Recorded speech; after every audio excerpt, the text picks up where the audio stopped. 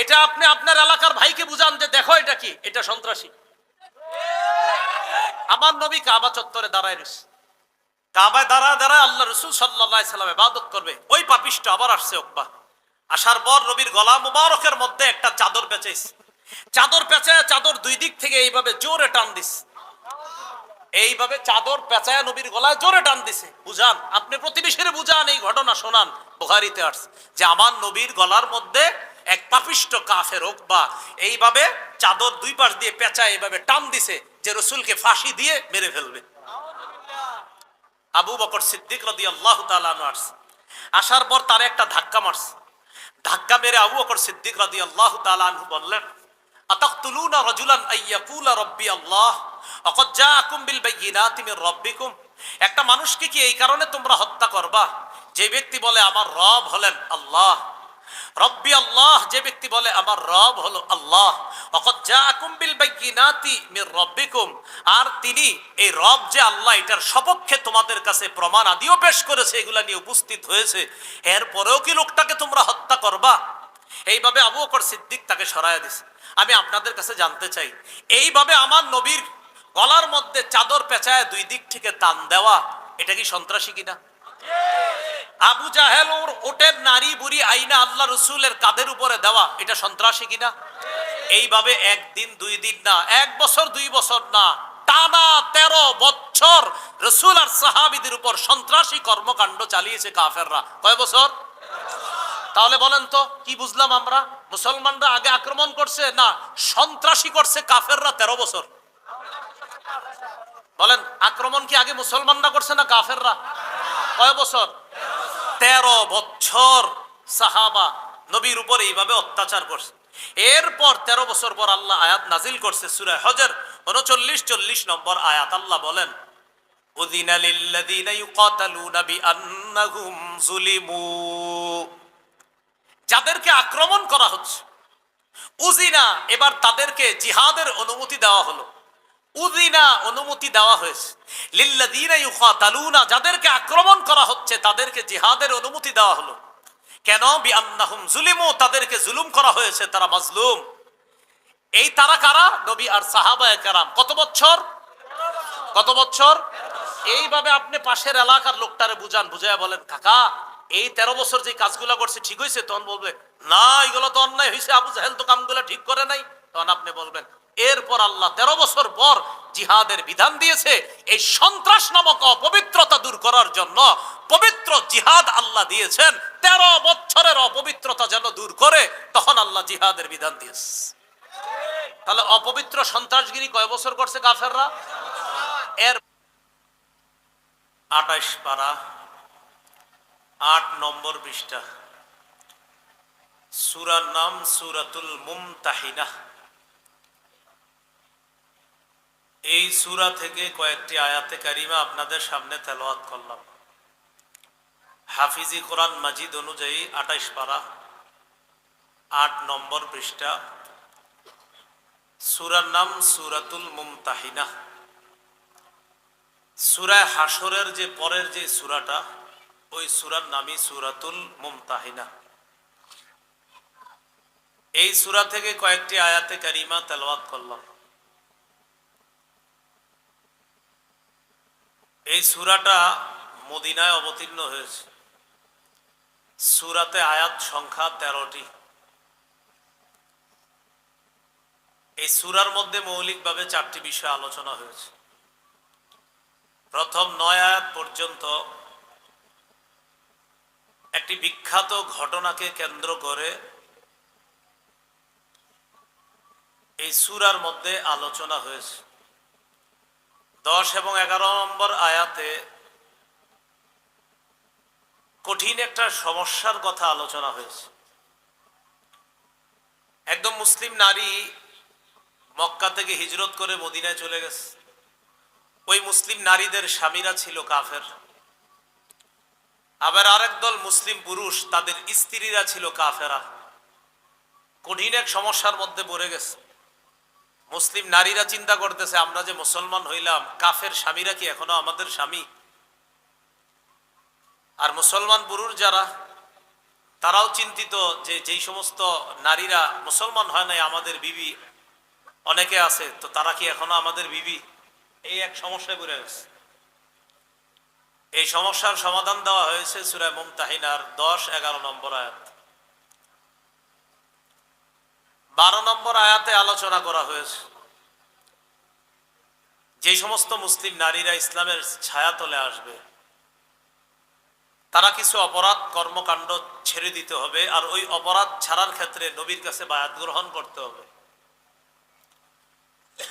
4 নম্বর আলোচনা, যাদের উপর আল্লাহ রাগান্বিত, কাফের বেঈমান, তাদের সাথে কিছুতেই বন্ধুত্ব করা যাবে না। মৌলিকভাবে সূরা মুমতাহিনার মধ্যে এই 4টি বিষয় আলোচনা করা হয়েছে। সূরা মুমতাহিনা আর এর আগের সূরার মাঝে সম্পর্ক কি? কোরআনের একটা সূরা আরেকটা সূরার, এই 2 সূরার মাঝে সম্পর্ক থাকে।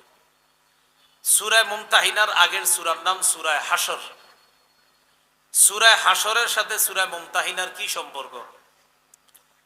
সূরা হাশরে মুনাফিকদের ব্যাপারে আলোচনা করা হয়েছে। মুনাফিকরা সামনাসামনি তারা দাবি করত ঈমানদার, কিন্তু আসলে তারা গোপনে গোপনে কাফেরদের সাথে সম্পর্ক রাখত। সূরা মুমতাহিনার মধ্যে আল্লাহ মুমিনদেরকে সরাসরি নিষেধ করছে, সাবধান, কাফেরদের সাথে কোনো ধরনের সম্পর্ক রাখবা না, বন্ধুত্ব করবা না, গোপনে কোনো সম্পর্ক তাদের সাথে করবা না। তাহলে আগের সূরায় যে মুনাফিকরা ইসলামের লেবাস ধরে গোপনে কাফেরদের সাথে সম্পর্ক রাখতো, এটা সূরা হাশরে আলোচনা আছে। সূরা মুমতাহিনায় আল্লাহ মুমিনদেরকে নিষেধ করে দিলেন, সাবধান, গোপনে গোপনে কাফেরদের সাথে সম্পর্ক রাখবা না, যেমনটা মুনাফিকরা রাখে। আগের সূরায় আলোচনা হয়েছে। সূরা মুমতাহিনা নাম কেন সূরাতুল মুমতাহিনা? মুমতাহিনা নামটা রাখা হয়েছে 10 নম্বর আয়াতের একটা শব্দকে কেন্দ্র করে। সূরা মুমতাহিনার 10 নম্বর আয়াতের একটা শব্দকে লক্ষ্য করে এই সূরার নাম সূরাতুল মুমতাহিনা। সূরা মুমতাহিনার 10 নম্বর আয়াতে আছে, ইয়া আইয়ুহাল্লাযীনা আমানু ইযা জাআকুমুল মুমিনাতু মুহাজিরাতিন ফামতাহিনুহুন্না। হে ঈমানদারগণ, তোমাদের কাছে যখন মুমিনরা হিজরত করে আসবে তখন তাদেরকে পরীক্ষা করবা। ফামতাহিনুহুন্নার বাংলা অর্থ হলো পরীক্ষা করবা তাদেরকে। ফামতাহিনু এর ক্রিয়ামূল হলো ইমতিহান। ইমতিহান অর্থ পরীক্ষা করা। ইমতিহানের ইসমে ফাইল ওয়াহিদ মুআন্নাসের সিগা হলো মুমতাহিনা। অতএব সূরাতুল মুমতাহিনা অর্থ হলো পরীক্ষাকারী সূরা। কি কারী সূরা? পরীক্ষাকারী সূরা। কেউ কেউ বলেন এই সূরার নাম সূরাতুল মুমতাহানা, প্রসিদ্ধ নাম হলো সূরাতুল মুমতাহিনা, হায়ের নিচে জের। কেউ কেউ বলেন না, এটার নাম সূরাতুল মুমতাহানা, হায়ের উপর জবর। মুমতাহিনা যদি হয় তাহলে এটার নাম হবে ইসমে ফাইল ওয়াহিদ মুআন্নাসের সিগা, অর্থ হবে পরীক্ষাকারী সূরা। আর যদি মুমতাহানা হয় তখন এটার উদ্দেশ্য হবে এটা ওয়াহিদ মুআন্নাস ইসমে মাফউলের সিগা। এর অর্থ হবে যাকে পরীক্ষা করা হয়, যেই নারীকে পরীক্ষা করা হয়। হায়ের নিচে জের হলে অর্থ হবে পরীক্ষাকারী সূরা, হায়ের উপর জবর হলে অর্থ হবে যেই নারীকে পরীক্ষা করা হয়। তো বেশিরভাগের মতে এটার নাম সূরাতুল মুমতাহিনা, হায়ের নিচে জের। তো যারা বলে মুমতাহানা তখন উদ্দেশ্য হবে এই সূরার মধ্যে নারীদেরকে পরীক্ষা করা হবে। অর্থাৎ মুমতাহানা অর্থ হবে যেই নারীকে পরীক্ষা করা হয়। সূরা আল্লাহ শুরু করেছেন ইয়া আইয়ুহাল্লাযীনা আমানু লা তাত্তাখিযু আদুওয়ি ওয়া আদুওয়াকুম আউলিয়া তুলকুনা ইলাইহিম বিল মাওয়াদ্দা وقد كفروا بما جاءكم من الحق ইউখরিজুনার রাসূলা ওয়া ইয়্যাকুম আন তু'মিনু বিল্লাহি রাব্বিকুম ইন কুনতুম খারাজতুম জিহাদা ইন কুনতুম খারাজতুম জিহাদান ফি সাবিলি ওয়াবতিগা মারদাতি। অনুবাদটা আমি শুরু করি কোত্থেকে দেখেন। এই যেখানে এসে আমি আয়াতের তেলাওয়াতটা শেষ করলাম, এখান থেকে অনুবাদটা শুরু করব। তাহলে লম্বা একটা অংশ পড়ার পর অনুবাদ শুরু করতেছে।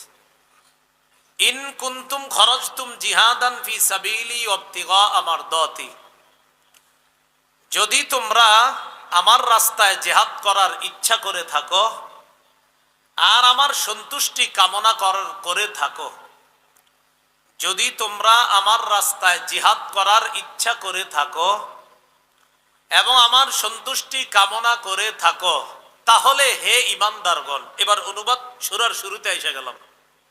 লম্বা একটা অংশ তেলাওয়াত করার পর অনুবাদের সূচনা করলাম।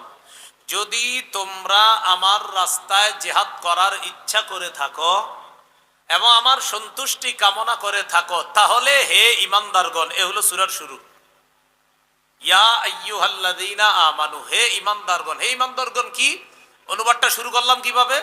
যদি তোমরা আমার রাস্তায় জিহাদ করার ইচ্ছা করে থাকো এবং আমার সন্তুষ্টি কামনা করে থাকো, হে ঈমানদারগণ, তাহলে তোমরা আমার শত্রু আর তোমাদের শত্রুদেরকে বন্ধু হিসাবে গ্রহণ করো না। তাহলে আল্লাহ কি বললেন? তোমরা আমার শত্রু এবং তোমাদের শত্রুকে বন্ধু হিসাবে গ্রহণ করো না। আল্লাহ বললেন আমার শত্রু এবং তোমাদের শত্রু। এখানে আমার শত্রু আর তোমাদের শত্রু দ্বারা কি উদ্দেশ্য? উদ্দেশ্য হলো কুফফারু মক্কা, মক্কার কাফেররা। আয়াত দ্বারা বোঝা যায় মক্কার কাফেররা আল্লাহরও শত্রু, ঈমানদারদেরও শত্রু। তো আল্লাহ বলতেছেন তোমরা যদি আমার রাস্তায় জিহাদ করার ইচ্ছা করো এবং আমার সন্তুষ্টি কামনা করে থাকো, তাহলে হে ঈমানদারগণ, আমার শত্রু আর তোমাদের শত্রুকে বন্ধু হিসাবে গ্রহণ করো না। এই সূরার প্রেক্ষাপটটা কি? রাসূলুল্লাহ সাল্লাল্লাহু আলাইহি সাল্লাম মক্কা বিজয়ের পূর্বে কিছু কিছু সাহাবায়ে কেরামের সাথে পরামর্শ করে মক্কা বিজয়ের উদ্দেশ্যে রওনা করার আগেই নবী আস্তে ধীরে প্ল্যান করতেছিলেন যে অচিরেই মক্কায় রওনা করব। এই যে প্ল্যান করলেন আল্লাহ রাসূল সাল্লাল্লাহু আলাইহি সাল্লাম খুব গোপনে। রাসূল সাল্লাল্লাহু আলাইহি সাল্লামের মক্কা বিজয়ের উদ্দেশ্যে যাত্রার বিষয়টা সাহাবায়ে কেরামের মধ্যে একজন সাহাবী নাম ছিল হাতিব ইবনু আবি বালতাআহ। এই হাতিব ইবনে আবি বালতাআহ রাদিয়াল্লাহু তাআলা তিনিও বিষয়টা কোনোভাবে আঁচ করেছেন। আঁচ করতে পেরে তিনি কি করলেন? তিনি চুপে চুপে মক্কার কাফেরদের কাছে একটা চিঠি লিখলেন।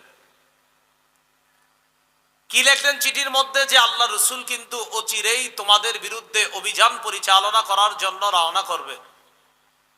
এই জাতীয় একটা চিঠি লেখা গোপনে মক্কার উদ্দেশ্যে পাঠাইয়া দিছে। খুব মন দিয়ে শুনেন, সাহাবীর ব্যাপারে যেন কোনো ধরনের খারাপ চিন্তা চেতনা মনে না আসে।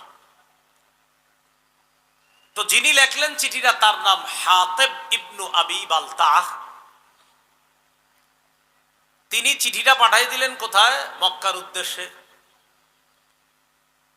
চিঠি যখন তিনি পাঠাইলেন, একজন নারীর মাধ্যমে পাঠাইলেন। এই নারী ছিল গায়িকা, ঘুরা ঘুরা গান গাইতো। ঐতিহাসিকগণদের কেউ কেউ তার নাম লেখছে, নারীর নাম ছিল সারা।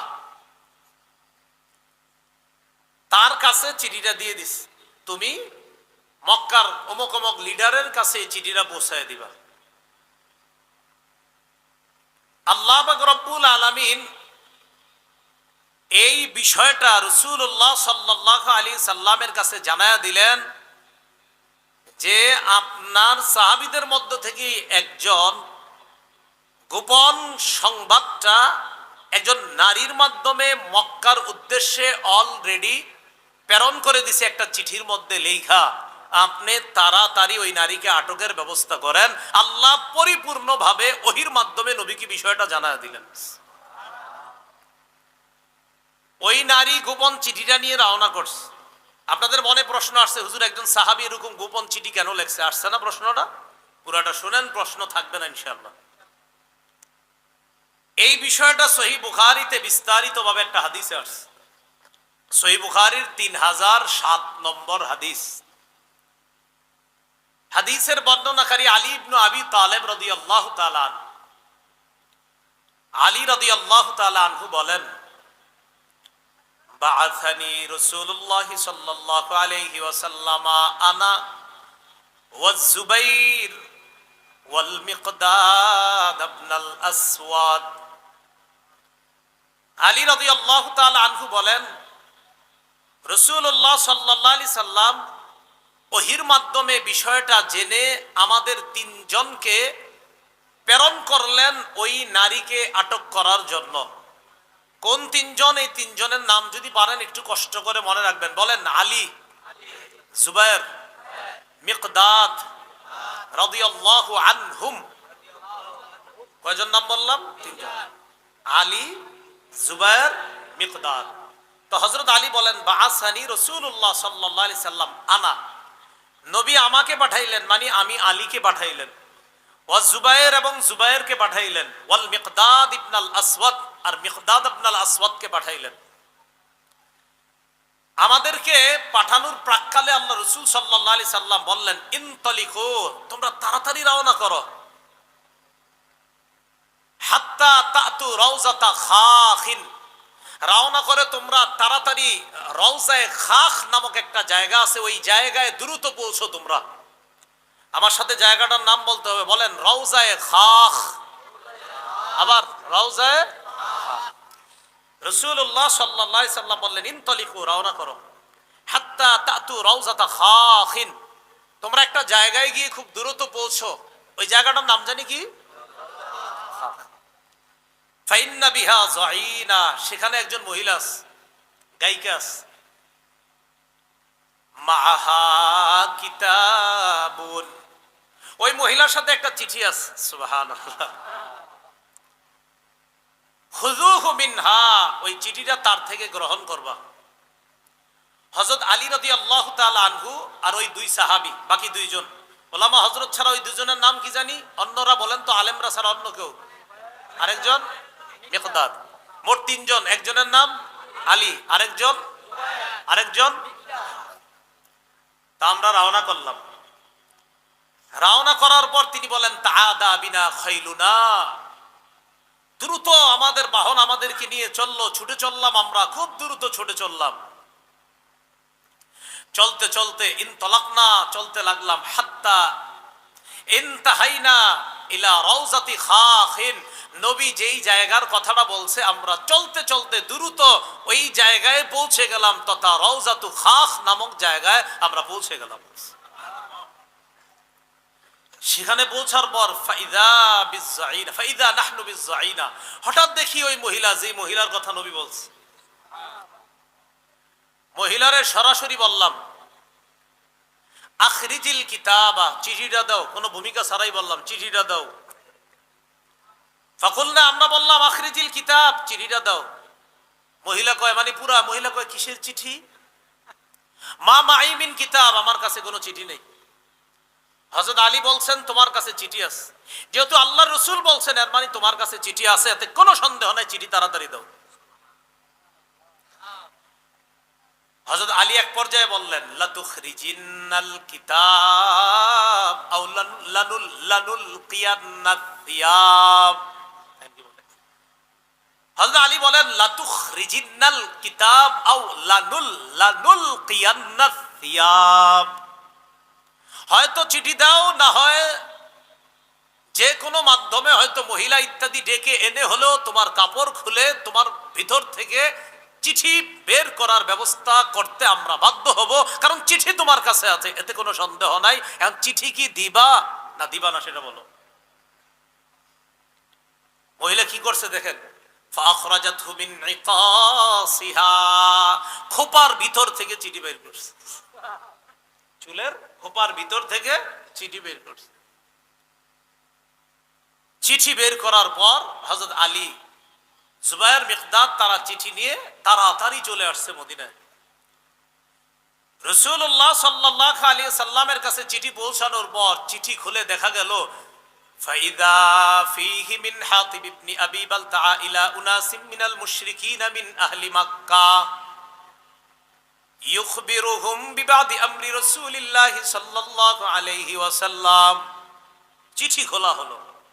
চিঠি খুলে দেখা গেল চিঠির মধ্যে লেখা হাতিব ইবনে আবি বালতার পক্ষ থেকে মক্কার মুশরিকদের উদ্দেশ্যে একটা চিঠি লেখা, যে চিঠির মধ্যে আল্লাহ রাসূলের কিছু বিষয় তাদেরকে অবগত করে ওই চিঠির মধ্যে বিভিন্ন বিষয় হাতিব ইবনে আবি বালতা লিখছে চিঠির মধ্যে।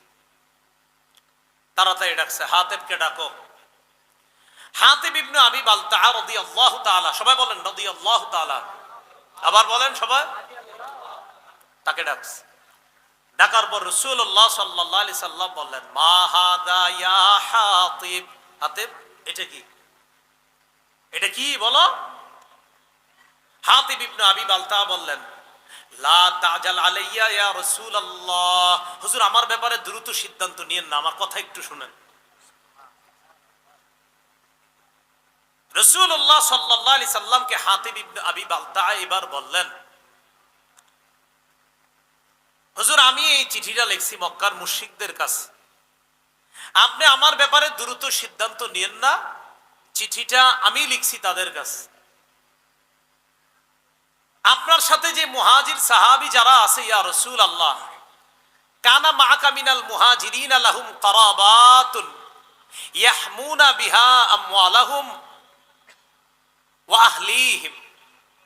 আপনার সাথে যে মুহাজির সাহাবী যারা আছে তাদের আত্মীয় স্বজন মক্কায় আছে, আত্মীয়তার বন্ধনের কারণে তারা তাদের সম্পদ রক্ষা করতে পারবে, তারা তাদের সন্তানদেরকে রক্ষা করতে পারবে। হুজুর কুনতুম রাআন মুলসাকান ফি কুরাইশিন, আমিও কুরাইশদের সাথে ছিলাম লম্বা সময় মক্কায়। ওয়ালাম আকুন মিন আনফুসিহিম, কিন্তু আমি তাদের আপনজন কেউ না। আপনার সাথে যারা আছে সাহাবী তাদের আপনজনরা এখনো মক্কায় আছে। আমি যদিও মক্কায় কুরাইশদের সাথে ছিলাম কিন্তু আমার আপনজন বলতে কেউ নাই। হুজুর আমার অনেক আত্মীয় স্বজনরা সেখানে আছে। অর্থাৎ কোথায়?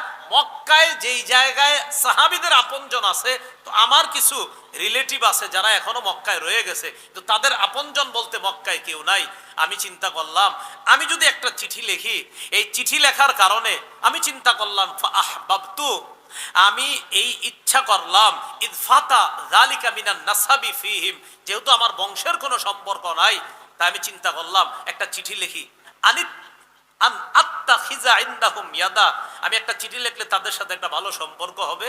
ইয়াহমুনা বিহা কারাবাতি, তখন তারা আমার পরিবারের যে কয়েকজন আছে তাদেরকে তারা রক্ষা করবে। কারণ আপনি যখন মক্কায় যাবেন, যাওয়ার পর যখন তাদের বিরুদ্ধে লড়াই করবেন, হুজুর আমার তো ইয়াকিন আপনাকে আল্লাহ বিজয় দান করবেন, কিন্তু তখন তো আমার আত্মীয় স্বজন যারা আছে তারাও বিপদে পড়বে। আমি শুধু তাদেরকে বিপদ থেকে উদ্ধার করার জন্য কাফেরদের সাথে শুধুমাত্র এতটুকু একটু খাতির করতে চাইছিলাম। একটা চিঠি লেখা।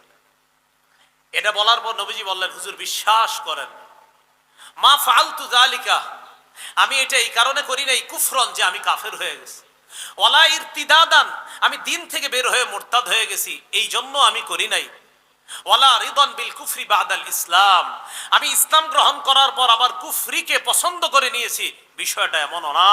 তাহলে আমি কাফেরও হই নাই, আমি মুরতাদও হই নাই, আমি ইসলাম গ্রহণ করার পর কাফের হয়ে গেছি, বিষয়টা এমনও না হুজুর। শুধুমাত্র একটা চিঠি দিলে যদি তারা আমার প্রতি একটু সহানুভূতি প্রদর্শন করে, আমার যে সন্তানাদি আছে তাদেরকে অন্তত যদি একটু রক্ষা করে, এই জন্য একটা চিঠি লিখছিলাম। নবীজি তার পুরো বক্তব্য শুইনা সাহাবীদেরকে লক্ষ্য করে বললেন, লাকাদ সাদাকাকুম, এই শোনো, হাতেব যা বলছে সত্য কথা বলছে। কি বলছে? সত্য কথা। হযরত ওমর ফারুক রাদিয়াল্লাহু তাআলা আনহু বললেন, দানি আদরিব উনুক হাযাল মুনাফিক, হুজুর আমার একটু সুযোগ দেন, আমি ওর গলাটা উড়িয়ে দিই। এই মুনাফিক বলছে, এই মুনাফিকের। আল্লাহ রাসূল বললেন, ওমর সাবধান, কদ শাহিদা বাদরা, আমার এই সাহাবী হাতেব বদরের যুদ্ধে অংশগ্রহণ করছে। তুমি জানো বদরের সাহাবীদের ব্যাপারে আল্লাহ কি বলছে? আল্লাহ বলছে আমালু মা শিতুম, তোমাদের যা মন চায় তোমরা তা করো। ও বদরের অংশগ্রহণকারী সাহাবীরা, তোমাদের যা মন চায় তা করো। কদ গফারতু লাকুম, আমি তোমাদেরকে মাফ করে দিচ্ছি। তো হাতিব ইবনে আবি বালতার এই ব্যাপারটা মাথায় রাখবেন। উনি কুফরিও করে নাই, উনি মুরতাদও হয়ে যায় নাই, উনি ইসলাম গ্রহণ করার পর কুফরিকে পছন্দ করে নিয়েছে, বিষয়টা এমনও না। উনি আসলে ওনার এই জায়গায় বুঝতে একটু ভুল হয়েছে। উনি মনে করছে এটা দিলাম আর এতে আর কি হবে। ঐতিহাসিকগণ লেখছেন ওনার ইয়াকিন ছিল বিজয় তো আল্লাহ নবীরই দিবে। কেন? কারণ আল্লাহ তো আগেই বলছে ইন্না ফাতাহনা লাকা ফাতহাম মুবিনা। কোরআনের আয়াত প্রমাণ করে যে আল্লাহ নবীর হাতেই এই মক্কার বিজয় দান করবেন। উনি ইয়াকিনের কারণে একটা চিঠি লিখছে যে কাফেররা, তোমরা আমার চিঠি পাওয়ার পর যতই উল্লাসিত করো, বিজয় কিন্তু আল্লাহ নবীরে দান করবে। এটা ওই সাহাবীরও ইয়াকিন ছিল। তা আল্লাহ নিষেধ করে দিলেন, না, এই জাতীয় বন্ধুত্ব করা যাবে না। বুঝে আসছেন? এবার এটাই বলতেছে, ইয়া আইয়ুহাল্লাযীনা আমানু লা তাত্তাখিযু আদুওয়ি ওয়া আদুওয়াকুম আউলিয়া তুলকুনা ইলাইহিম বিল মাওয়াদ্দা। হে ঈমানদারগণ, আমার শত্রু আর তোমাদের শত্রু, এই শত্রুদেরকে এমন বন্ধু বানাও না যে বন্ধুত্বের কারণে তুলকুনা ইলাইহিম বিল মাওয়াদ্দা, তাদের কাছে চিঠি পাঠায়া দাও বন্ধুত্বের খাতিরে, তাদের কাছে চিঠি পাঠায়া দাও আন্তরিকতাপূর্ণ সম্পর্কের কারণে, বন্ধুত্বের কারণে। এই জাতীয় বন্ধু কোনো কাফেররে বানাও না। আমার শত্রুরে এমন বন্ধু বানাও না, তোমাদের শত্রুরে এমন বন্ধু বানাও না যে যেই বন্ধু বানানোর পর চুপি চুপি চিঠিও পাঠাও। এরকম বন্ধু বানাও। এবার বুঝে আসছে কথাটা আপনাদের। এটা আল্লাহ নিষেধ করলেন যে হাবিব হাতিব ইবনে আবি বালতাকে সহ আপনার সব সাহাবীদেরকে জানায়া দেন যে এরকম বন্ধুত্ব যেন তাদের সাথে না করে। এবার আল্লাহ বলেন ওয়াকাদ কাফারু বিমা জাআকুম মিনাল হক, অথচ তোমাদের কাছে যে হক এসেছে আল্লাহর পক্ষ থেকে, এই হক ওই বন্ধুরা অস্বীকার করে। কারা? যাদের সাথে বন্ধুত্ব করে চুপি চুপি চিঠি পাঠাইতে চেয়েছো, ওই বন্ধুরা, ওই কাফেররা অস্বীকার করে ওই সত্যকে, যে সত্য তোমাদের কাছে এসেছে। আর তারা কি করেছে তোমাদের মনে নাই? ইউখরিজুনার রাসূলা ওয়া ইয়াকুম আন তুমিনু বিল্লাহি রাব্বিকুম, তারা রাসূলকে এবং তোমাদেরকে মক্কা থেকে বের করে দিয়েছে, এগুলো তোমাদের মনে নাই? অপরাধ কি? আন তুমিনু বিল্লাহি রাব্বিকুম, শুধুমাত্র এই কারণে রাসূলকে আর তোমাদেরকে বের করে দিয়েছে, তোমরা তোমাদের রব আল্লাহকে বলেছো, আল্লাহর উপর ঈমান এনেছো, শুধুমাত্র এই কারণে রাসূলকেও বের করেছে মক্কা থেকে, তোমাদেরকেও বের করেছে। যারা তোমরা এইভাবে বের করলো, তাদের সাথে আবার তলে তলে গোপনে কিসের বন্ধুত্ব? তাদেরকে বন্ধু বানাবে না। এটা আল্লাহ নিষেধ করে দিলেন। বুঝে ঠিক কইতেছেন তো? হ্যাঁ, বুঝতে হবে। তাহলে আল্লাহ এটা নিষেধ করলেন যে তাদের সাথে কোনো বন্ধুত্ব করবা না। এরপরে আল্লাহ বলেন ইন কুনতুম খরজতুম জিহাদান ফি সাবিলি, যেটার অনুবাদ আমি শুরুতে তুলছি, ইন কুনতুম খরজতুম জিহাদান ফি সাবিলি ইবতিগা মারদাতি। এতক্ষণ পর্যন্ত যেটা এটা কেমন যেন জবাবুর শর্ত, আর ইন কুনতুম খরজতুম জিহাদান ফি সাবিলি এটা হলো শর্ত। অর্থাৎ যদি তোমরা আমার রাস্তায় জিহাদ করতে চাও আর আমার সন্তুষ্টি অর্জন করতে চাও, তাহলে তোমরা আমার শত্রু আর তোমাদের শত্রুকে বন্ধু হিসাবে গ্রহণ কইরো না। এমন বন্ধুত্ব যে বন্ধুত্বের খাতিরে চুপে চুপে সিডি বাড়াও, এমন বন্ধুত্ব করবা না। আল্লাহ আমাদেরকে কথাগুলা বোঝার তৌফিক দান করেন। এবার আল্লাহ বলেন তুসিররুনা ইলাইহিম বিল মাওয়াদ্দাহ ওয়া আনা আ'লামু বিমা আখফাইতুম ওয়া মা আ'লানতুম, তোমরা যে গোপন বন্ধুত্ব করো, অথচ আমি জানি যা তোমরা গোপন করো, যা তোমরা প্রকাশ্যে করো, এটা কিন্তু আমি আল্লাহ জানি। وَمَن يَفْعَلْهُ مِنكُمْ فَقَدْ ضَلَّ سَوَاءَ السَّبِيلِ, তোমরা যারা মুমিন তোমাদের মধ্য থেকে এমন যারা করবে, ফাকাদ দাল্লা সাওয়া আস-সাবিল, সে স্পষ্ট ভ্রষ্ট হয়ে যাবে, হেদায়েতের রাস্তা থেকে সে বিচ্যুত হয়ে যাবে, সঠিক রাস্তা থেকে সে বিচ্যুত হয়ে যাবে। ভাই কি শিখলাম? কাফেরদের সাথে গোপনেও বন্ধুত্ব রাখা যাবে না। আল্লাহ আমাদের সকলকে এই কথাগুলা বুঝে শুনে বর্তমান পরিস্থিতিতেও যেন আমরা খুব সতর্কতার সাথে ঈমানের উপর চলতে পারি, আল্লাহ তৌফিক দান করেন। এবার দেখেন আল্লাহ কি কয়। প্রথমে আগে আমগো কুমিল্লার ভাষা একটু বলি, সেবে পাইলে, কি বলি? সেবে পাইলে মানে হুজুর আজকে আপনারই কিছু কইলাম না, কারণ পায়ালই হুজুর ভালো আছেন, এক কাপ চা খান, পান খান। মনে মনে কি কই জানেন, হুজুর আজকে চা খাওয়াইতেছি কেন জানেন? আরেকদিন ধর্ম, এখন আপনার লোক বেশি, কিছু কইলাম না। এই পরে কি কই, সেবে পাইলে। আর কোরআনের অনুবাদটা হবে বাগে পাইলে। বাগে মানে বাগের ইয়াটা আমগো কুমিল্লার ভাষায় বললাম সেবে। আল্লাহ কয় গোপনে গোপনে যেই কাফেরদের সাথে তোমরা বন্ধুত্ব করো, ইয়াসকাফুকুম, যদি তারা তোমাদেরকে সেবে পায়, ইয়াসকাফুকুম, যদি তারা তোমাদেরকে বাগে পায়, মানে যদি হাতের নিচে কখনো পায়া যায়, এখন তো চুপে চুপে বন্ধুত্ব করো, যদি কখনো ওই যে আমরা বলি সেবে পায়, ইয়াকুনু লাকুম আ'দাআ, তোমাদের শত্রু হয়ে যাবে তারা, যাদেরকে গোপনে বন্ধু ভাবছো এতদিন, যখন তারা কোনো সুযোগ পাবে নগদ পল্টি মারে বন্ধু হয়ে যাবে। যাদেরকে নগদ পল্টি মেরে শত্রু হয়ে যাবে, যাদেরকে তোমরা চুপে চুপে বন্ধু ভাবতা, ইয়াকুনু লাকুম আ'দাআ, হঠাৎ একদম নগদ পল্টি মারবে আর নগদ শত্রু হতে দেরি করবে না। আল্লাহর কসম, অমুসলিম বেঈমান যাদেরকে আমরা অনেক সময় মনে করি তিনি মনে হয় আমার আপনজন, আবার চুপি চুপি তার সাথে সম্পর্ক যদি রাখতে চাই, আল্লাহ বলতেছেন মনে রাখবা, যদি বাগে পায়, যদি সেবে পায়, যদি একবার পাইতে পারে, নগদ তোমার শত্রু হবে, আমি আল্লাহ বলে দিলাম। নগদ পল্টি মারবে, আমি আল্লাহ বলে দিলাম। পল্টি মারবে। ইয়াকুনু লাকুম আ'দাআ, ইয়াকুনু লাকুম আ'দাআ, তারা তোমাদের শত্রু হয়ে যাবে। তাহলে কি শিখলাম? চুপে চুপেও যদি কোন ইসলাম বিদ্বেষী কোন অমুসলিম কাফেরকে আমি বন্ধু মনে করি, আল্লাহ কয় সুযোগ পাইলে নগদ তোমার শত্রু বানাবে। আর কি করবে? ওয়ায়াবসুতু ইলাইকুম আইদিয়াহুম ওয়া আলসিনাতাহুম বিসসু, তোমাদের দিকে দুটা কষ্টের জিনিস প্রসারিত করবে। বলেন কয়টা কষ্ট? এক, হাত দিয়া কষ্ট দিতে চাবে, দুই, জবান দিয়ে। এক, হাত প্রসারিত করবে মারার জন্য, অর্থাৎ শারীরিক কষ্ট দিবে তোমাদেরকে, ওয়ালসিনাতাহুম বিসসু, আরেকটা হলো জবান দিয়ে তোমাদেরকে কষ্ট দিবে। সারা পৃথিবীর বেঈমান শক্তি এখন জবানে ও অস্ত্র দিয়েও আমাদেরকে কষ্ট দিতেছে, সারা পৃথিবী।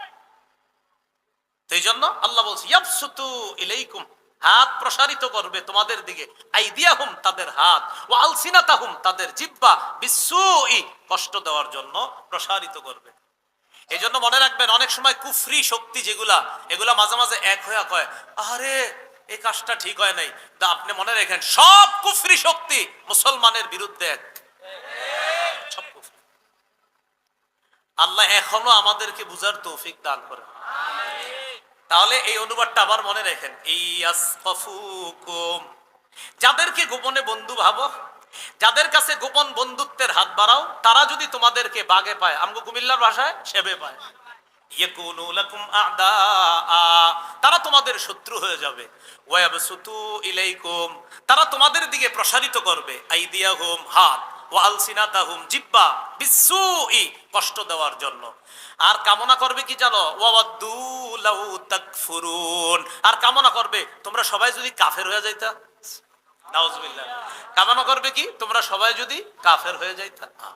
আচ্ছা, এবার দেখি আপনারা ওই হাতিব ইবনে আবি বালতাআ রাদিয়াল্লাহু তাআলা আনহুর ঘটনা বুঝে থাকলে বলেন তো, তিনি মূলত কি জন্য চিঠিটা পাঠাইতে চাইছে? ওনার কিছু আত্মীয়রা আছে এখনো, ওদের উপর যেন কোনো আক্রমণ না আসে, তাদেরকে বাঁচানোর জন্য। এবার আল্লাহ কি বলে দেখেন, লান তানফাকুম আরহামুকুম ওয়ালা আওলাদুকুম ইয়াউমাল কিয়ামাহ, তোমাদের আত্মীয় স্বজন, তোমাদের সন্তান কিয়ামতের ময়দানে তোমাদের কোনো কাজে আসবে না। ইয়াফসিলু বাইনাকুম, আল্লাহ তোমাদের মাঝে ফয়সালা করবেন। ওয়াল্লাহু বিমা তা'মালুনা বাসীর, তোমাদের কর্মকাণ্ড সম্পর্কে আল্লাহ অবগত আছেন। আল্লাহ তোমাদের কর্মকাণ্ড দেখতেছেন। বলেন আল্লাহ আমাদের কর্মকাণ্ড দেখতেছেন। আমরা মুসলমানদের অধঃপতনের অন্যতম কিছু কারণের মধ্যে একটা হলো, মুসলমানরা মুসলমানের অধিকার আদায়ের শ্রেষ্ঠ একটা উপায় হলো জিহাদ।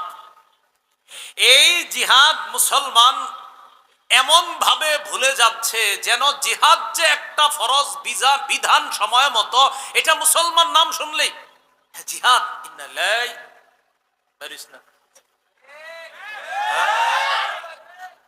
যে মাওলানা জুনায়েদ আল হাবিব সাহেব নাকি বলছে আগামীকাল আছে, নবীর ইজ্জত নিয়ে কথা বলছে, একজন মিছিল আছে। হ্যাঁ আব্বা বলছিল তো গতকাল জুমার নামাজে, তোই আজকে হুজুর বলছে আমাদের এলাকাবাসী নিয়ে যাবে। হুজুর যাক, তুই যাইস না, পয়সা থাক, তোর বিকাল 5টা পর্যন্ত ঘর থেকে বেরোবি না, আল্লাহ বিল্লাহ কর।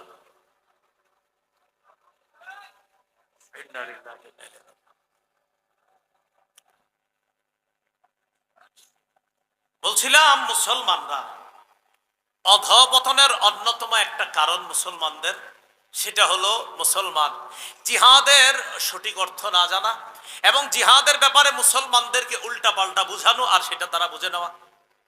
আজকে আমার সাথে একটু বলেন জিহাদ এবং সন্ত্রাস সম্পূর্ণ আলাদা।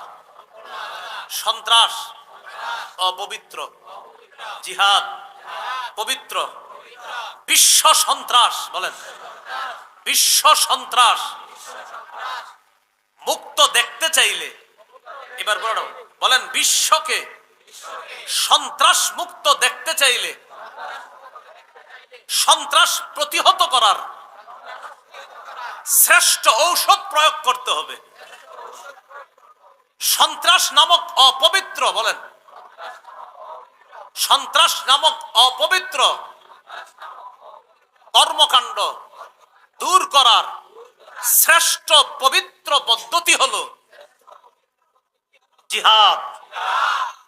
বলেন তো, সন্ত্রাস নামক অপবিত্র এটারে যদি দুনিয়া থেকে দূর করার কোন ধরনের উপায় আমরা অবলম্বন করি, আহারে সন্ত্রাস মুক্ত বিশ্ব দেখতে চাই, সন্ত্রাস মুক্ত সমাজ দেখতে চাই, সন্ত্রাস মুক্ত বাংলাদেশ দেখতে চাই, আল্লাহর কসম সারা পৃথিবী যদি সন্ত্রাস মুক্ত দেখতে চাই তাহলে শ্রেষ্ঠ পবিত্র বিধান জিহাদের বিকল্প আর কিছু নেই। কিন্তু এই বিষয়টা আপনার বুঝতে হবে, এটা আরেকজনকে আপনি বুঝাইতে হবে। যেমন আপনার ঘরে এরকম লোক আছে যিনি আপনার বলবে, হে বেটা জিহাদ মানি, তোর বেটা এই সন্ত্রাসগিরি আপনি বলবেন না, জিহাদ আর সন্ত্রাস আলাদা। এরে মুখ দিয়া বলাইবেন যে আপনি বলেন সন্ত্রাস অপবিত্র, জিহাদ পবিত্র। এরে বলাইবেন, যে ব্যক্তিগুলা বলবেন সন্ত্রাসী দূর করার শ্রেষ্ঠ উপায় হলো জিহাদ।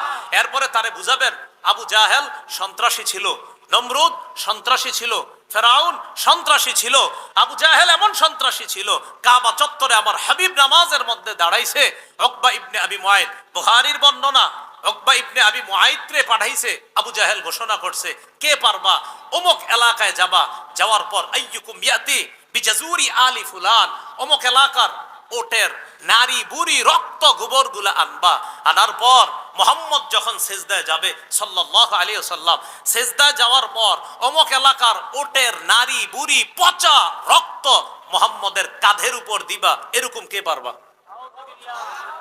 উকবা ইবনে আবি মুআইদ দাঁড়ায় গেছে, আমি পারবো, যাও নিয়ে আস। সে গেছে, যাওয়ার পর সত্যি সত্যি ওটের নারী বুড়ি ওটের পায়খানা গোবর নিয়ে আসছে। নবীজি সেজদায় গেছে, বাস্তবে কি রসুলের কাঁধ মুবারকের উপরে ওটের নারী বুড়ি পচা রক্ত গোবর আল্লাহ রসুলের কাঁধের উপর চাপায় দিস। এটা আপনি আপনার এলাকার ভাইকে বুঝান যে দেখো এটা কি, এটা সন্ত্রাসী। আমার নবী কাবা চত্বরে দাঁড়ায় রয়েছে, কাবায় দাঁড়ায় আল্লাহ রসুল সাল্লাল্লাহু আলাইহি সাল্লাম ইবাদত করবে, ওই পাপিষ্ট আবার আসছে উকবা। আসার পর নবীর গলা মুবারকের মধ্যে একটা চাদর পেঁচাইছে, চাদর পেঁচায় চাদর দুই দিক থেকে এইভাবে জোরে টান দিস, এইভাবে চাদর পেঁচায় নবীর গলায় জোরে টান দিছে। বুঝান, আপনি প্রতিবেশীরে বুঝান, এই ঘটনা শোনান, বুখারীতে আসছে যে আমার নবীর গলার মধ্যে এক পাপিষ্ট কাফের উকবা এইভাবে চাদর দুই পাশ দিয়ে পেঁচায় এইভাবে টান দিছে যে রসুলকে ফাঁসি দিয়ে মেরে ফেলবে। আবু বকর সিদ্দিক রাদিয়াল্লাহু তাআলা আনহু আসছে, আসার পর তার একটা ধাক্কা মারছে, ধাক্কা মেরে আবু বকর সিদ্দিক রাদিয়াল্লাহু তাআলা আনহু বললেন, আতাকতুলুনা রাজুলান আইয়াকুলা রাব্বি আল্লাহ ওয়াকাদ জাআকুম বিল বাইয়িনাতি মির রাব্বিকুম, একটা মানুষকে কি এই কারণে তোমরা হত্যা করবা যে ব্যক্তি বলে আমার রব হলেন আল্লাহ? রব্বি আল্লাহ, যে ব্যক্তি বলে আমার রব হলো আল্লাহ, ওয়াকাদ জাআকুম বিল বাইয়িনাতি মির রাব্বিকুম, আর তিনি এই রব যে আল্লাহ এটার সপক্ষে তোমাদের কাছে প্রমাণ আদিও পেশ করেছে, এগুলা নিয়ে উপস্থিত হয়েছে, এরপরেও কি লোকটাকে তোমরা হত্যা করবা?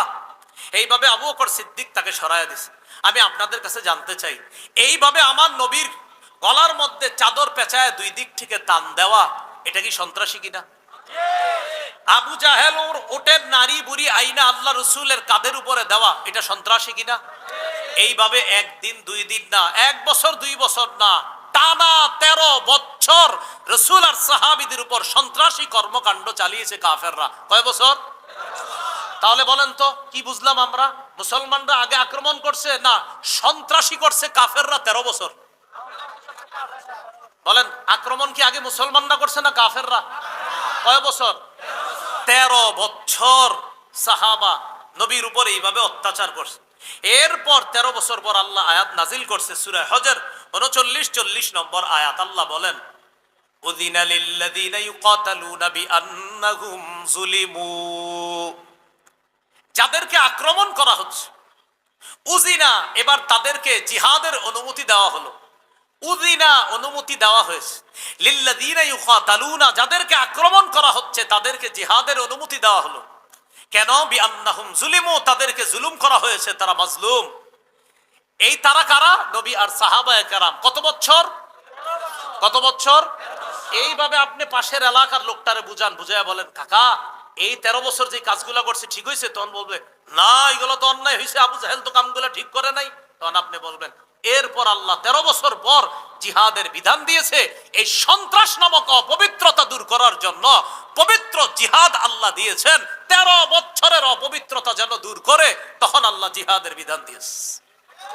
তাহলে অপবিত্র সন্ত্রাসগিরি কয় বছর করছে কাফেররা? এরপরে জিহাদের বিধান দিয়েছে। এইভাবে আপনি এটা পার্সোনালি বুঝাইতে হবে। আগে মুখ দিয়ে স্বীকার করাইবেন, কাকা বলেন আবু জাহেল কামটা ঠিক করছে? তো বলবে না। বলেন উকবাই কাজটা ঠিক করছে? বলবেন না। তখন জিজ্ঞেস করবেন ওনারে, বলেন তো কি করা দরকার? বলবে, আরে আমি থাকলে তো ওর খবর আছিল, বলবে উনি। তাহলে বলবে, হ্যাঁ এই 13 বছর শুধু সহ্য করছে, এরপর আল্লাহ বিধান দিছে। সাহাবাদের মন চাইছে কিছু করতে, করে নাই। কেন? আল্লাহ বলে নাই। 13 বছর পর উযিনা, তখন আল্লাহর পক্ষ থেকে অনুমতি দেওয়া। পরের আয়াতে আল্লাহ বলে, সূরা হজর 40 নম্বর আয়াত, তারা কারা যাদেরকে আক্রমণ করা হয়েছে? আল্লাযীনা উখরিজু মিন দিয়ারিহিম বিগাইরি হাক্কিন ইল্লা আইয়াকুলু রাব্বুনাল্লাহ,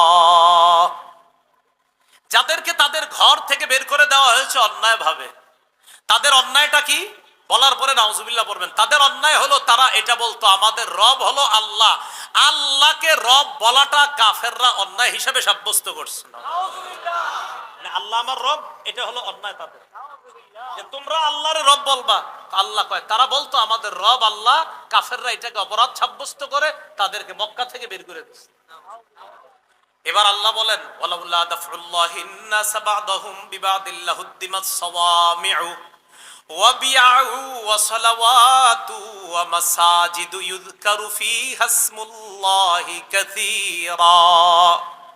জিহাদের বিধান দেওয়ার মাধ্যমে আমি আল্লাহ যদি একজন মানুষের মাধ্যমে আরেকজন মানুষকে প্রতিহত না করতাম, মানে মুজাহিদদের মাধ্যমে যদি অপরাধীদেরকে আমি প্রতিহত না করতাম যুগে যুগে, লাহুদ্দিমাত সাওয়ামি'ু, তাহলে খ্রিস্টানদের যে ইবাদতখানা আশ্রম ধ্বংস হয়ে যেত। অর্থাৎ খ্রিস্টানরা যেই যুগে দুনিয়াতে ছিল, যখন তাদের শরীয়ত দুনিয়ার মধ্যে ছিল, যখন তারা হক পথে চলতো, তখন ওই জামানায়ও ইবাদতখানা ধ্বংস করার জন্য লোক ছিল। আল্লাহ বলেন, আমি যদি জিহাদের বিধান না দিতাম, একদল মানুষের মাধ্যমে আরেক দলকে যদি প্রতিহত না করতাম, খ্রিস্টানদের আশ্রমগুলা ধ্বংস করে দেওয়া হতো। ওয়া বিয়াউ, বিয়াউন মালি হলো গির্জা, এই গির্জা ধ্বংস করে দেওয়া হতো। ওয়া সালাওয়াত, সালাওয়াত মানে ইহুদিদের উপাসনালয়, এগুলাও ধ্বংস করে দেওয়া হতো। ওয়া মাসাজিদু, মুসলমানদের মসজিদগুলাও ধ্বংস করে দেওয়া হতো। এজন্য আমি আল্লাহ জিহাদের বিধান দিলাম। কেন? যেন মুজাহিদরা অপরাধীদের থেকে এই জাতীয় ইবাদতগুলো খানা, এই ইবাদত যেখানে মুসলমানরা ইবাদত করবে, এগুলো যেন রক্ষা করতে পারে। তাই আমি যুগে যুগে জিহাদের বিধান দিয়েছি, একদল মানুষের মাধ্যমে আরেক দলকে প্রতিহত করেছি। তো বলছিলাম, আল্লাহ পাক রব্বুল আলামিন ওই যে পবিত্র কোরআনে বলে, তুসিররুনা ইলাইহিম বিল মাওয়াদ্দা ওয়া আনা আ'লামু বিমা আখফাইতুম ওয়া মা আ'লানতুম ওয়া মান ইয়াফআলহু মিনকুম ফাকাদ দাল্লা সাওয়াআস সাবিল ইয়াসকাফুকুম ইয়াকুনু লাকুম আ'দাআ। কাফেররা যদি তোমাদেরকে বাগে পায় সেবে পায়, ইয়াকুনু লাকুম আ'দাআ, তারা তোমাদের শত্রু হয়ে যাবে। ওয়ায়াবসুতু ইলাইকুম আইদিয়াহুম ওয়া আলসিনাতাহুম বিসসুই ওয়া ওয়াদ্দু লাউ তাকফুরুন। তারা তোমাদের বিরুদ্ধে তাদের হাত, তাদের মুখ তারা প্রসারিত করবে তোমাদেরকে কষ্ট দেওয়ার জন্য। লান তানফাকুম আরহামুকুম ওয়ালা আওলাদুকুম ইয়াউমাল কিয়ামাহ ইয়াফসিলু বাইনাকুম আল্লাহু বিমা তা'মালুনা বাসীর। তোমাদের আত্মীয়-স্বজন, তোমাদের সন্তান তোমাদের কোনো কাজে আসবে না কিয়ামতের ময়দানে। সেদিন তোমাদের মাঝে আল্লাহ ফয়সালা করবে, বিচার করবে। তোমরা যা করো আল্লাহ সব দেখেন। তো আল্লাহ পাক রব্বুল আলামিন এই আয়াতগুলোর মধ্যে এটাও বলে দিয়েছেন, আনতুমিনু বিল্লাহি রাব্বিকুম, তোমরা যে আল্লাহর প্রতি ঈমান আনো, তোমাদের রবের প্রতি যে তোমরা ঈমান আনো, এই আল্লাহর প্রতি ঈমান আর রবের প্রতি তোমরা যে ঈমান আনো, এই আল্লাহ আর রবের প্রতি ঈমান আনো, এই কারণে কাফেররা তোমাদেরকে বের করে দিয়েছিল কোত্থেকে? মক্কা থেকে। রসুলকেও বের করেছে, তোমাদেরকেও বের করেছে। এই বিষয়ে আরেকটা ঘটনা শোনাইলাম যে মুসলমানদেরকে যখন বের করে দিয়েছে 13 বছর নির্যাতন করার পর, তখন আল্লাহ জিহাদের বিধান দিয়েছে। আরেকটা বিষয় এখান থেকে প্রমাণ করার চেষ্টা করেছি, মুসলমান তাদের অধিকার আদায়ের শ্রেষ্ঠ একটা পদ্ধতি যেটা সবার জানা দরকার ছিল, এই পদ্ধতিটা মুসলমান ভুলতে বসেছে। ওই পদ্ধতির নাম কি? অধিকার থেকে বঞ্চিত করছিল। 13 বছর নির্যাতন করছে, যাও ভাগো এখান থেকে, ঘর বাড়ি পাইবা না, কিচ্ছু পাইবা না, সব ছেড়ে গেছে। আল্লাহ কয় অধিকার বঞ্চিত করে ফেললো তাদেরকে, এবার কি করলেন? জিহাদের বিধান দিলেন। তাহলে মুসলমানদের অধিকার পাওয়ার অনেক উপায় আছে, এর মধ্যে শ্রেষ্ঠ উপায় জিহাদ। এত এটা ভালোভাবে আপনি বুঝতে হবে।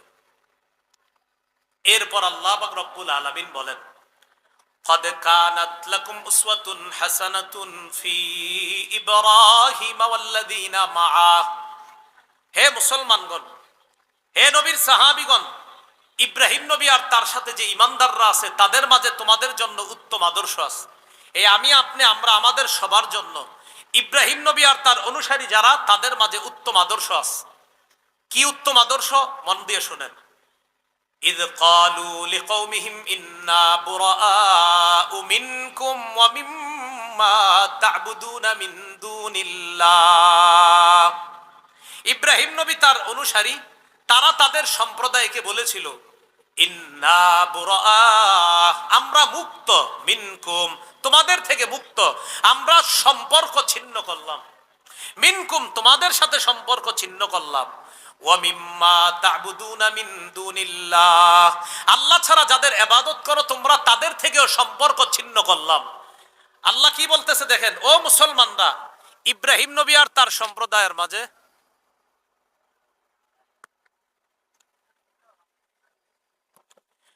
আল্লাহ পাক রব্বুল আলামিন বলেন, ও মুসলমানরা, ইব্রাহিম নবী আর তার সম্প্রদায়ের মাঝে, ইব্রাহিম নবী আর তার সাথে যারা ঈমানদার তাদের মাঝে তোমাদের জন্য আদর্শ আছে। কয় কিসের মাঝে?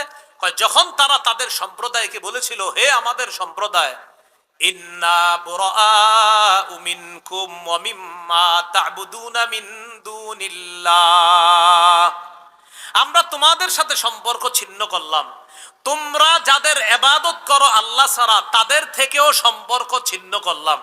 আচ্ছা আবার বুঝেন তো কি বলছে আল্লাহ? তোমাদের জন্য আদর্শ আছে এই কথায়। কোন কথা?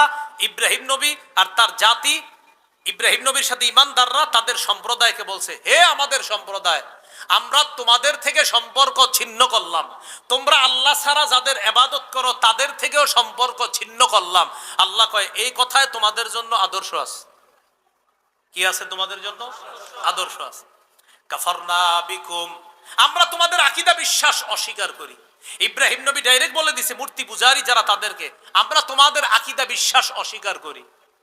ওয়াবাদা বাইনানা ওয়া বাইনাকুমুল আদাওয়াতু ওয়াল বাগদাউ আবাদা, আমাদের মাঝে আর তোমাদের মাঝে শত্রুতা এবং বিদ্বেষ আবাদা চিরকালের জন্য প্রকাশ হয়ে গেছে। কাফারনা বিকুম, আমরা তোমাদের আকীদা অবিশ্বাস করি। ওয়াবাদা বাইনানা ওয়া বাইনাকুম, আমাদের মাঝে আর তোমাদের মাঝে স্পষ্ট হয়ে গেছে আল আদাওয়াত, শত্রুতা, ওয়াল বাগদা, বিদ্বেষ, আবাদান, চিরকালের জন্য। বেঈমানদেরকে মুসলমানরা এই কথা বলা, ও বেঈমানরা শোনো, তোমাদের সাথে কোনো সম্পর্ক নাই, তোমরা যাদের ইবাদত করো তাদের সাথে আমাদের কোনো সম্পর্ক নাই, তোমাদের আকীদা বিশ্বাস আমরা অস্বীকার করি, আমাদের মাঝে আর তোমাদের মাঝে শত্রুতাও স্পষ্ট, বিদ্বেষ স্পষ্ট, তোমাদের সাথে আমাদের সাথে শত্রুতা চলবে, বিদ্বেষ চলবে কতদিন জানো? হাত্তা তুমিনু বিল্লাহি ওয়াহদা, যতদিন এক আল্লাহকে আল্লাহ বলে না মানবা, যতদিন এক আল্লাহকে আল্লাহ বলে না মানবা। এই কথায় অনেক শিক্ষা, তাওহীদের শিক্ষা, যে তাওহীদবাদীরা, ইমানদাররা, তাওহীদবাদীরা, ইমানদাররা, বিশ্বাসীরা অবিশ্বাসীদেরকে এই কথা বলা। ইব্রাহিম নবী যেমন বলেছিল, তোমাদের সাথে আমাদের কোনো সম্পর্ক নাই, তোমরা যাদের ইবাদত করো তাদের সাথে আমাদের কোনো সম্পর্ক নাই, তোমাদের সাথে আমাদের সাথে শত্রুতা, বিদ্বেষ চলবে আবাদা, চিরকালের জন্য। কতদিন? হাত্তা তুমিনু বিল্লাহি ওয়াহদা, যতদিন এক আল্লাহকে আল্লাহ বলে বিশ্বাস না করবা। কি ঠিক বুঝছা? ঠিক না না বুঝছা? বুঝতে হবে যে আল্লাহ বলছে তোমাদের জন্য আদর্শ আছে। এই জায়গায় বললাম হ্যাঁ আদর্শ আছে, কিন্তু আদর্শটা আমরা গ্রহণ করলাম না, তাহলে কিন্তু হবে না। আমাদের উসামা ভাই চলে আসছে, নারে তাকবীর। আল্লাহ ভাইয়ের হায়াতে বরকত দান করেন, সকলে বলে আমিন। আল্লাহ তাকে ভরপুর কবুল করেন, বলে আমিন।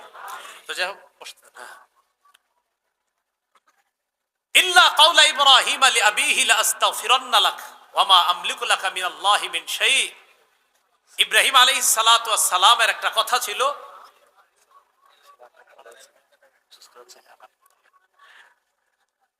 ইল্লা কাওলা ইব্রাহিম লিআবিহি লাআস্তাগফিরান্না লাক ওয়া মা আমলিকু লাকা মিনাল্লাহি মিন শাই। ইব্রাহিম নবী তার বাবার ব্যাপারে বলেছিলেন, লাআস্তাগফিরান্না লাক, আব্বা আপনার জন্য আমি ইস্তেগফার পাঠ করব। ওয়া মা আমলিকু লাকা মিনাল্লাহি মিন শাই, আমি আমলিকু লাকা মিনাল্লাহি মিন শাই, আপনার ব্যাপারে আমি নিজের পক্ষ থেকে কোনো ক্ষমতা রাখি না, তবে আমি আপনার জন্য আল্লাহর কাছে ইস্তেগফার পাঠ করব। তবে এখান থেকে একটা কথা মনে রাখা, কাফের বাবার জন্য ইস্তেগফার পাঠ করার বিষয়টা এখন কিন্তু আর না। সূরা তওবা আবার এই বিধান রহিত হয়ে গেছে, মা কানা লিনাবিয়্যিন ওয়াল্লাযীনা মা কানা লিন্নাবিয়্যি ওয়াল্লাযীনা আমানু আইয়াস্তাগফিরু লিল মুশরিকিনা ওয়ালাউ কানু উলি কুরবা। নবীর জন্য এবং ঈমানদারদের জন্য বৈধ নয় আইয়াস্তাগফিরু লিল মুশরিকিন, যে তারা মুশরিকদের জন্য ইস্তেগফার পাঠ করবে, এটা তাদের জন্য বৈধ নয়। বাকি ইব্রাহিম আলাইহিস সালাতু ওয়াস সালামের ব্যাপারে মুফাসসিরিনে কেরাম লিখেছেন, উনি ওনার বাবার ব্যাপারে যে বলছিলেন যে আমি আপনার জন্য ইস্তেগফার পাঠ করব, পরে ইব্রাহিম নবী জীবদ্দশায় বুঝতে পেরেছিলেন না আমার বাবার কপালে তওবা নাই, আমার বাবা আল্লাহর চিরশত্রু, তখন তিনি আবার তার বাবার জন্য তখনই আর ইস্তেগফার তিনি করতেন না। মুফাসসিরিনে কেরামের কেউ কেউ লিখেছেন তিনি তখনই এটা থেকে ফিরে এসেছেন। বাকি তিনি প্রথমে বলেছিলেন, আব্বা লাস্তাগফিরান্না লাকা, আমি আপনার জন্য ইস্তেগফার পাঠ করব, আমি আপনার জন্য ক্ষমা প্রার্থনা করব। তো মুফাসসিরিনে কেরামের কেউ কেউ লিখেছেন তিনি তার জীবদ্দশাতেই বুঝতে পেরেছিলেন আব্বা আল্লাহর চিরশত্রু, আব্বা আর ঈমান আনবে না, তার কপালে তওবা নাই, তখন তিনি এটা থেকে ফিরে এসেছেন। আর সূরা তাওবার মধ্যেও আছে যে নবীর জন্য, ঈমানদারদের জন্য উচিত না, বৈধ নয় কোনো মুশরিকের জন্য ইস্তেগফার পাঠ করা। যাই হোক, এই সূরার এতটুকু যা শুনলাম আমরা, সূরা মুমতাহিনা খুব ভালো করে আমরা শুনি। কাফেরদের সাথে গোপনে বন্ধুত্ব রক্ষা করা যাবে? চিঠি লেখা যাবে চুপে চুপে? এটা আল্লাহ আমাদেরকে বলে দিলেন, আমার শত্রু আর তোমাদের শত্রু যারা, তাদেরকে এমন বন্ধু বানায় না যে বন্ধুত্বের খাতিরে তাদেরকে চিঠি পর্যন্ত তোমরা পাঠায় দাও। মনে রাখবা, ইয়াসকাফুকুম, মনে আছে না আমগো কুমিল্লার ভাষায় অনুবাদটা, যদি সেবে পায়, আর অনুবাদ হলো যদি বাগে পায়, আর আমাদের কুমিল্লায় বলি যদি সেবে পায়। এই কাফেররা তোমাদেরকে, যাদেরকে গোপনে বন্ধু ভাবতেছো, ইয়াসকাফুকুম, যদি তোমাদেরকে বাগে পায়, হাতের নিচে যদি কোনোভাবে পায়, ইয়াকুনু লাকুম আদা, তাহলে তোমাদের শত্রু হয়ে যাবে। আর আমি বললাম পোল্টি মারতে সময় নেবে না। ওয়াবসুতু ইলাইকুম আইদিয়াহুম ওয়া আলসিনাতাহুম বিসসুই, তারা তোমাদের দিকে প্রসারিত করবে হাত আর তাদের জিহ্বা, এই দুই জিনিস প্রসারিত করবে তোমাদেরকে কষ্ট দেওয়ার জন্য। ওয়াওয়াদ্দু, কামনা করবে, লাউ তাকফুরুন, তোমরা সবাই যদি কাফের হয়ে যাইতা, এরকম কামনা তারা করবে। আল্লাহ আমাদের সকলকে। ও আরেকটা বিষয়ের মাঝখান থেকে বলেছিলাম, অপরাধ কি ছিল? নবীরে বের করে দেওয়া আর মুসলমানদেরকে বের করে দেওয়া। অপরাধ ছিল কাফেরদের কাছে, কেন তারা ঈমান আনছে এই ছিল অপরাধ। এটার বলতে গিয়ে বলেছিলাম মুসলমানদের অধপতনের অন্যতম একটা কারণ, মুসলমান তাদের অধিকার আদায়ের শ্রেষ্ঠ একটা পদ্ধতি আজ ভুলতে বসেছে প্রায়, সেটার নাম জানি কি? তো এই বিষয়গুলো আমরা শিখতে হবে, জানতে হবে। আর ওই যে চা দোকানের সামনে মুরব্বীরে বুঝাইতে হবে, আবু জাহেলের ঘটনাটা বলতে হবে, ওকবার ঘটনা বলতে হবে, বইলা বলতে হবে কাকা ওকবা কাজটা ঠিক করছে, আবু জাহেল কাজটা ঠিক করছে, বলেন এই কাজটা অন্যায় হয়েছে না, এটা সন্ত্রাসগিরি হয়েছে না? চাচাই বলবে আমি থাকলে তোর খবর আছিল, উনি বলবেন হ্যাঁ এই যে আপনি বলতেছেন খবর আছিল। সাহাবীদেরও মন চাইতো জবাব দিত, কিন্তু জবাব দিত না, কারণ আল্লাহর পক্ষ থেকে তখন শুধু ধৈর্য আর সংযমের শিক্ষা একটুকুই দেওয়া হয়েছিল। 13 বছর শুধু সবর করেছে, ধৈর্য ধারণ করেছে। 13 বছর পর আল্লাহ বলেছেন উযিনা লিল্লাযিনা ইউকাতালুনা বিআন্নাহুম যুলিমু, যাদেরকে আক্রমণ করা হচ্ছে তারা মাজলুম, তাদের উপর জুলুম করা হয়েছে, তাদেরকে সম্পদ হারা করা হয়েছে, ঘর বাড়ি ছাড়া করা হয়েছে। এবার আর না, এবার জিহাদের মাধ্যমে অধিকার আদায় করতে হবে। এটা হলো। আল্লাহ আমাদের সকলকে যে কথাগুলো শুনলাম বললাম, আলী হাসান ওসামা ভাই আলোচনা করবে ইনশাল্লাহ, এরপর আমাদের মোহতারাম হযরত মাওলানা আইয়ুবী সাহেব হুজুর আসবেন ইনশাল্লাহ। আমরা শেষ পর্যন্ত ইনশাল্লাহ এইভাবে সুন্দর পরিবেশটা বজায় রেখে আখিরি মুনাজাত করে যাব ইনশাআল্লাহ। আল্লাহ আমাদের সকলকে যে কথাগুলো শুনলাম বললাম, আমরা সবাই যেন ইসলামের জন্য একতাবদ্ধ হয়ে ইনশাআল্লাহ ভবিষ্যতে আমরা কাজ করতে পারি, আল্লাহ তৌফিক দান করেন। আমিন। ওয়া আখিরু দাওয়ানা আলহামদুলিল্লাহি রাব্বিল আলামিন।